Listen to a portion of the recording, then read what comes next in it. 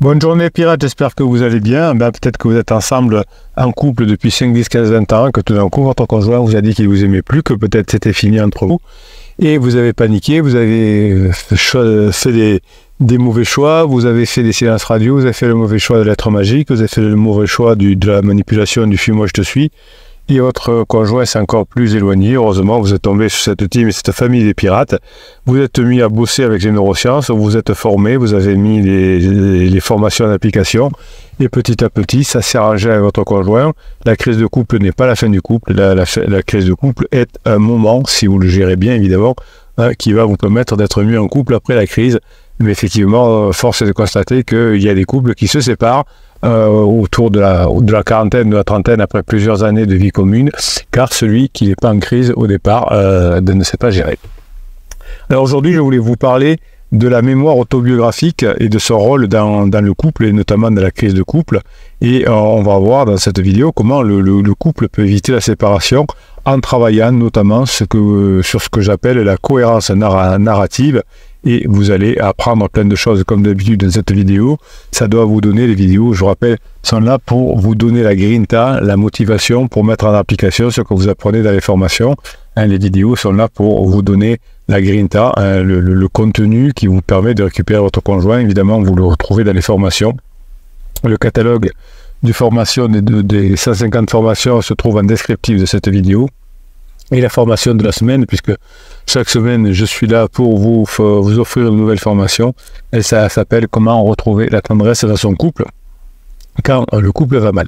Donc cette mémoire autobiographique est la mémoire de votre vie personnelle et aussi de la vie de couple. Et quand votre conjoint est en crise, notamment en crise existentielle, eh bien il a cette mémoire autobiographique qui est défaillante, comme la mémoire de travail est également défaillante pendant une crise existentielle, puisque la crise existentielle prend beaucoup d'énergie et que l'on est perdu, et donc cette mémoire fonctionne mal.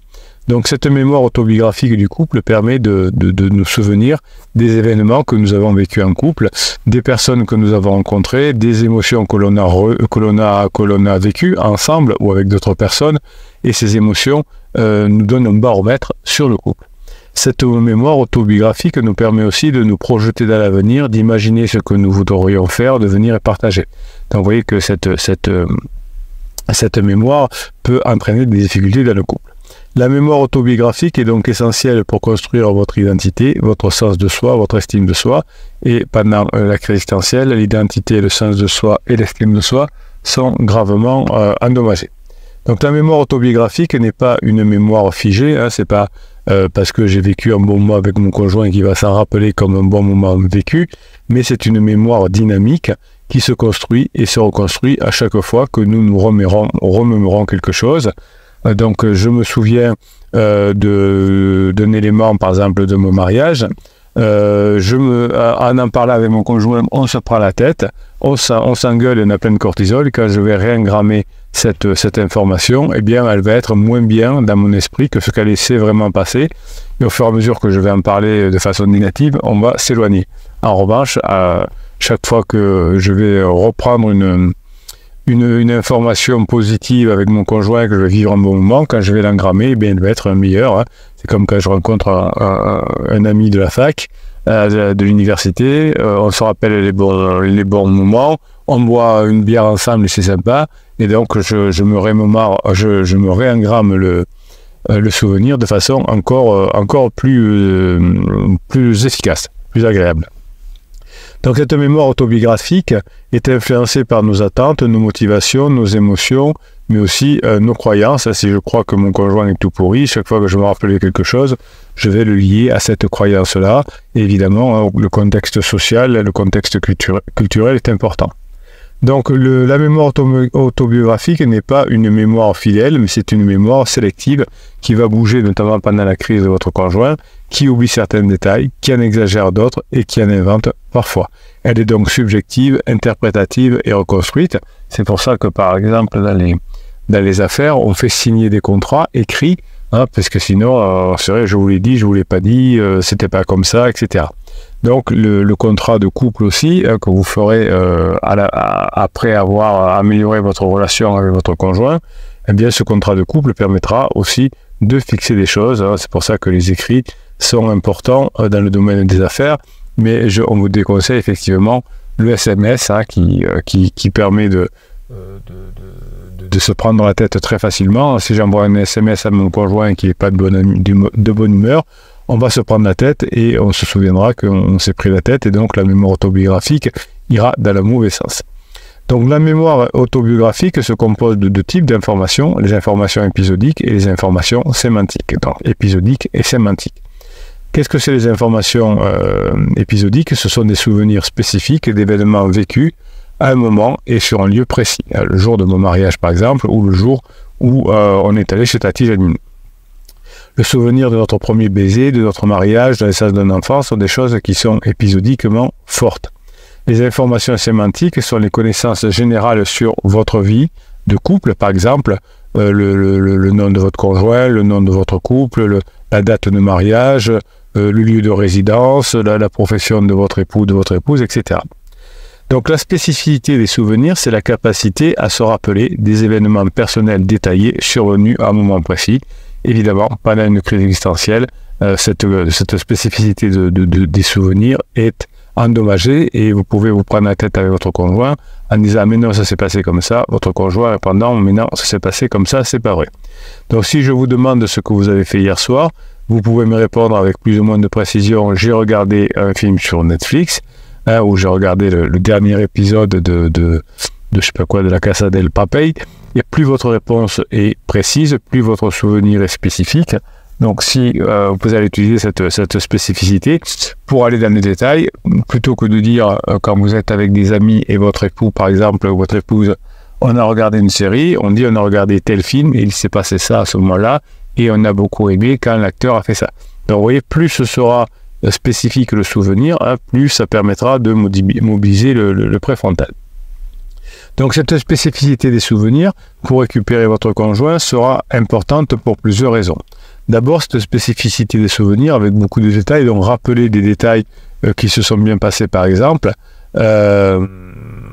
soutient l'identité du couple. Elle permet de distinguer votre couple d'autres couples, d'autres relations, par des expériences uniques.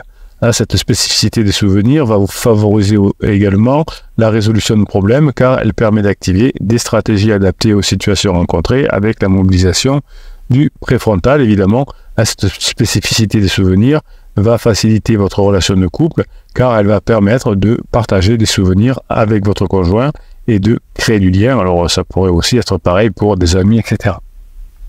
Donc toute cette spécificité des souvenirs va vous permettre de récupérer votre couple. Alors vous n'allez pas parler de spécificité du passé, puisque votre conjoint, ayant une mémoire autobiographique défaillante, pense que tout était pourri, en gros.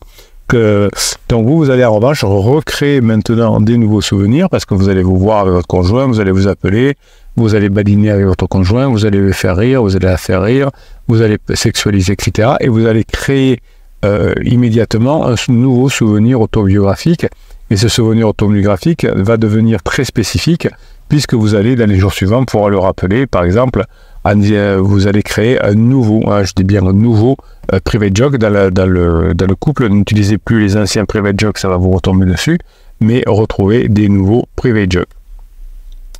Donc la cohérence narrative, qu'est-ce que c'est? Mais cette cohérence narrative, c'est la structure logique et chronologique d'un récit de souvenirs de couple. C'est la façon dont vous organisez, ou votre conjoint organise, les souvenirs pour leur donner du sens et les intégrer dans l'histoire personnelle. Donc l'histoire du couple s'intègre dans l'histoire personnelle.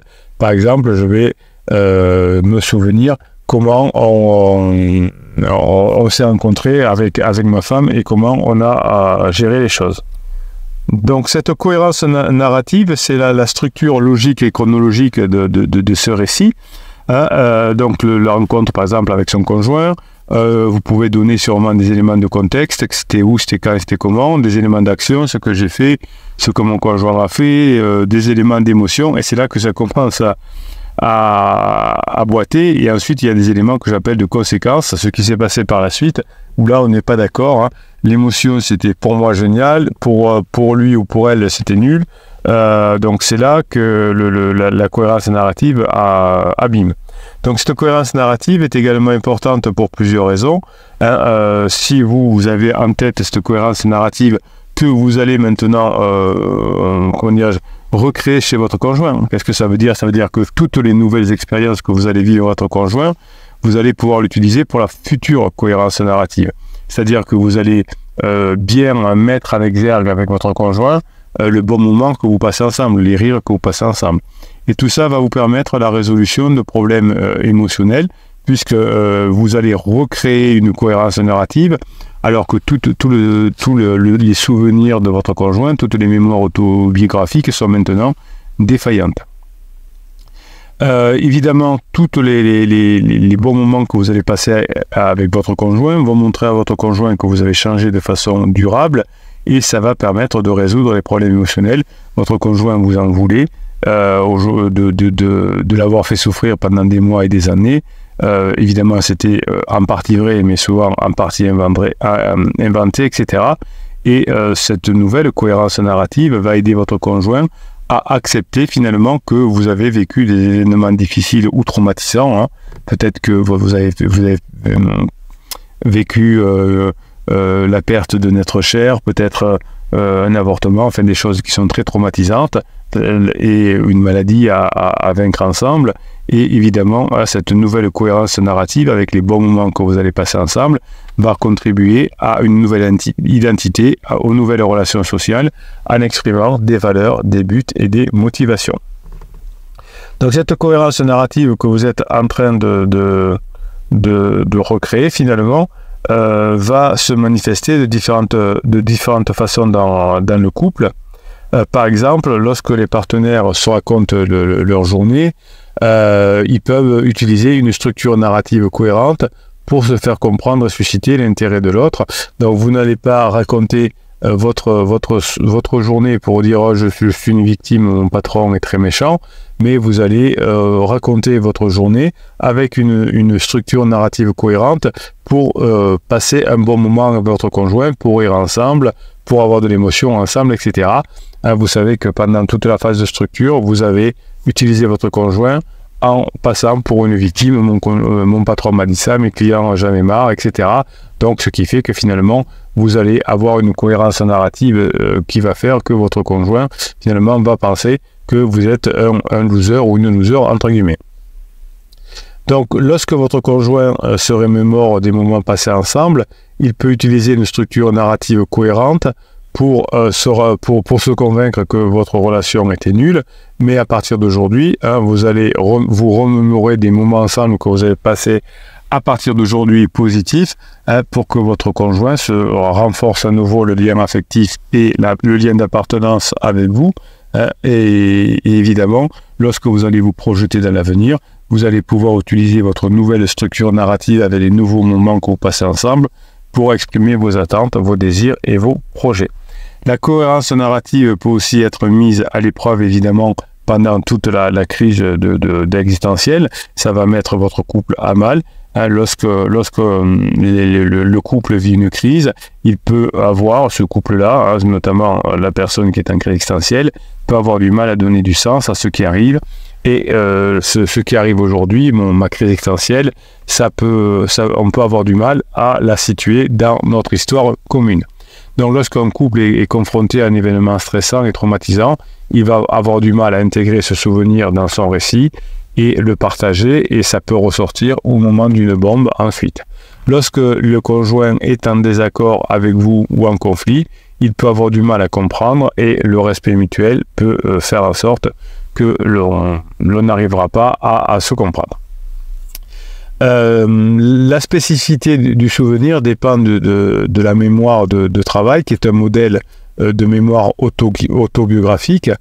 Comme cette mémoire autobiographique est un système dynamique qui comporte trois composantes, le soi, le travail de soi finalement, la connaissance autobiographique et le générateur de souvenirs autobiographiques. Donc vous voyez que votre conjoint qui a du mal avec, ne serait-ce qu'avec sa gestion de lui-même ou d'elle-même, eh bien, va avoir du mal avec le générateur de souvenirs autobiographiques.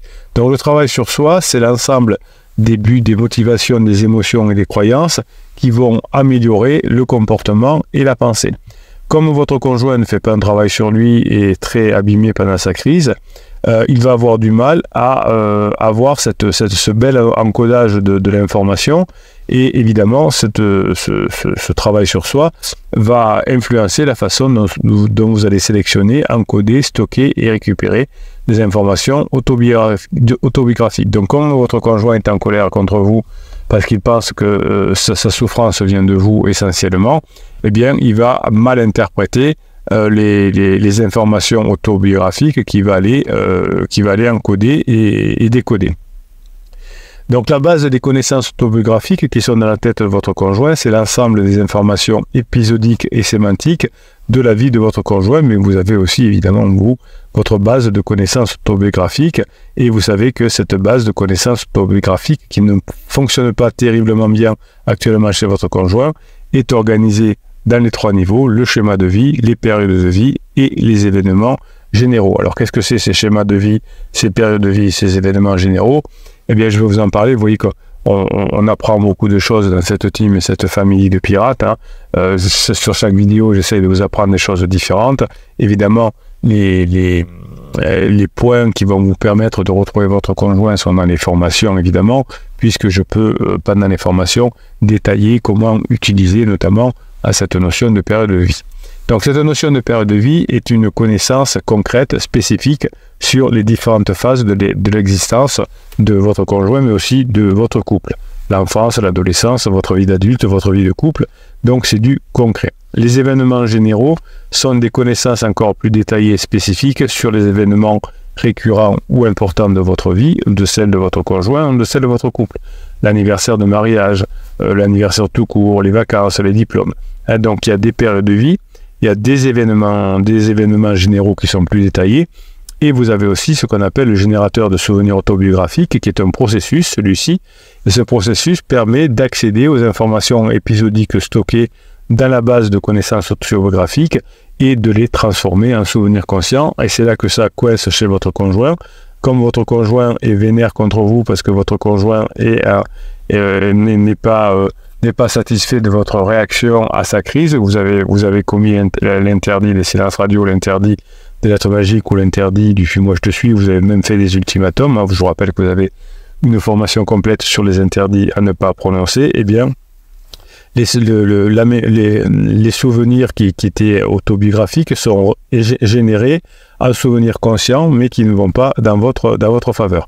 Évidemment, les indices du contexte présent, si vous parlez avec un conjoint qui est en down, si vous envoyez un texto à un conjoint qui est en down, c'est pour ça qu'il vaut mieux éviter d'envoyer des textos parce que vous ne savez pas au moment où votre conjoint reçoit en WhatsApp un texto comment il est. Eh bien, le travail de soi, le processus des indices du contexte présent vont faire que les informations vont être sorties du contexte, vont être décodées des souvenirs, mais vont être associés à l'instant présent, et donc on va associer le souvenir à quelque chose de désagréable. Donc la spécificité des souvenirs et la cohérence narrative vont être intégrées dans ce modèle en considérant que la cohérence narrative et la spécificité des souvenirs dépendent du niveau d'accès aux informations épisodiques et du niveau d'organisation des informations sémantiques. Comme je suis vénère contre mon conjoint, eh bien je vais aller décoder des souvenirs qui vont être en application, en cohérence avec mon niveau actuel des choses. Plus le niveau d'accès aux informations épisodiques est élevé, plus le souvenir est spécifique, mais vous savez que comme le préfrontal fonctionne mal pendant une crise existentielle, eh bien le niveau d'accès aux informations épisodiques est très peu élevé, et donc le souvenir spécifique est très partiel. Donc finalement, le récit sera incohérent chez votre conjoint par rapport au passé, parce que son niveau d'organisation des informations sémantiques est très faible. Pour favoriser la spécificité des souvenirs et la cohérence narrative dans votre couple, vous allez au fur et à mesure des nouveaux souvenirs que vous allez créer, pouvoir restimuler positivement le générateur de souvenirs autobiographiques, et votre conjoint, grâce au bon moment que vous passez aujourd'hui, va accéder à nouveau aux informations épisodiques pertinentes du passé et va se rappeler des événements à nouveau positifs, puisqu'aujourd'hui il vous reconsidère comme quelqu'un positif, ce que n'était pas possible jusqu'à maintenant, puisque si je considère quelqu'un comme négatif, s'il y a quelqu'un qui me saoule, si mon patron me saoule aujourd'hui, eh bien je vais avoir tendance à me rappeler que des choses qui ne sont pas pertinentes et je vais me rappeler que des mauvais souvenirs avec mon patron. Donc le fait de repasser des bons moments avec votre conjoint parce que vous avez travaillé, parce que vous avez mis en application les formations, eh bien vont redonner finalement à ces bons moments que vous passez avec votre conjoint accès à nouveau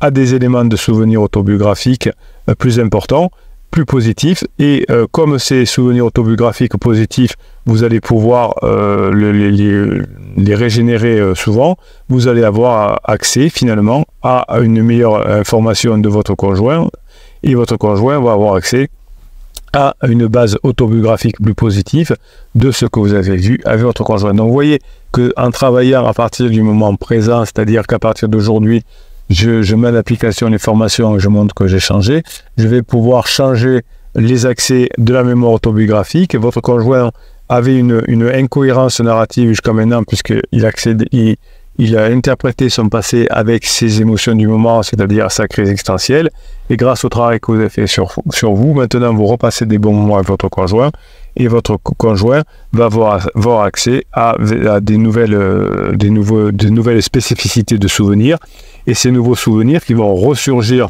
du passé de votre conjoint vont soutenir une identité, et la résolution des problèmes dans le couple va permettre d'être plus fort, d'être mieux ensemble, et notamment une meilleure régulation émotionnelle, puisque la spécificité des souvenirs va soutenir une nouvelle identité. Pour votre conjoint, c'était une identité sans vous, le couple était terminé. Grâce à votre changement, grâce à votre travail, grâce au moment que vous passez ensemble avec votre conjoint, eh bien tout ça va pouvoir se réparer. Voilà, donc je vous souhaite une très belle journée, passez un beau week-end, commencez à travailler sur les formations et surtout mettez-les en application. Vous pourrez faire constater à votre conjoint que vous avez changé chaque fois que vous l'aurez au téléphone, chaque fois que vous le verrez. Et évidemment, tout ce processus lié aux neurosciences, de mémoire autobiographique, de cohérence, des souvenirs, tout ça va vous permettre d'avoir une meilleure régulation émotionnelle et d'aller vers des moments beaucoup plus positifs. Je vous souhaite la journée que vous méritez. Vous êtes des pirates au top, vous apprenez des choses formidables, vous apprenez comment fonctionne votre cerveau, vous n'aviez peut-être même pas idée de tout ce qui se passait dans votre cerveau. Bien, grâce à la crise existentielle de votre conjoint, grâce à la crise de couple, vous allez travailler sur vous et vous allez avoir un couple qui va pouvoir passer dans cette phase, maintenant la nouvelle, la phase 4 que vous mériterez grâce à votre travail. Passez la journée que vous méritez.